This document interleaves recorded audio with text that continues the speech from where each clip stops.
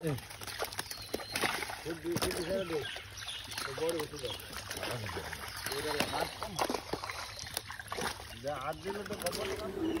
Everyone, আসসালামু আলাইকুম।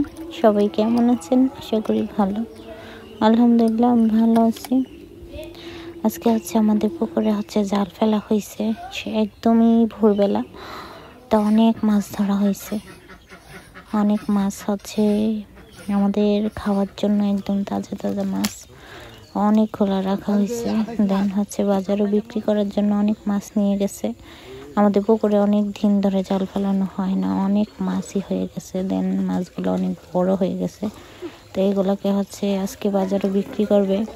আর যেহেতু আমি আসছি তার জন্য জাল ফেলানো হয়েছে, অনেক মাছ ওঠানো হয়েছে বিক্রি করার জন্য আর বাসায় খাওয়ার জন্য। তো দেশের পরিবেশে জাল দিয়ে মাছ ধরার পরিবেশটা খুবই সুন্দর একটা পরিবেশ। দেখেন কত সুন্দর লাগে, একদমই ভোরবেলা জাল দিয়ে মাছ ধরা হচ্ছে। এখানে আমি ঘুম থেকে উঠেই দেখতে গেছিলাম যে জাল দিয়ে অনেক বছর ধরে মাছ ধরা দেখি না এইভাবে, এরকম দৃশ্যটা। তো আজকে দেখবো। এই তো জাল টানা হচ্ছে, সামনের দিকে আনা হচ্ছে আর বড় বড় মাছগুলো লাফিয়ে পড়তে আছে। এই দৃশ্যগুলো দেখতে আমার খুবই ভালো লাগতো। যখন আমি মালয়েশিয়া ছিলাম তখন আমি মিস করতাম যে গ্রামে আসলে এই দৃশ্যগুলো দেখার জন্য। তো এই দৃশ্য দেখে আর হাতছাড়া করলাম না, ভাবলাম যেহেতু আমার কাছে অনেক ভালো লাগতেছে এরকম পরিবেশে পুকুর থেকে মাছ ধরা হচ্ছে, আপনাদের সাথেও শেয়ার করি। অবশ্যই আপনাদের অনেক বেশি ভালো লাগবে। তো এখানে বিভিন্ন জাতের মাছ ছিল, পাঙ্গাস মাছ ছিল, সিলভার, তারপরে ভিকেট, দেন রুই মাছ, তারপরে ভাংলা মাছ, ঘাসখাপ মাছ, সব ধরনের মাছই ছিল।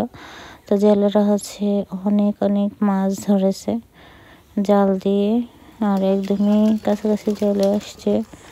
একদম ওই পার থেকে জাল টানতে টানতে একদমই এই পার চলে এসে মাছগুলো এখন ধরতেছে।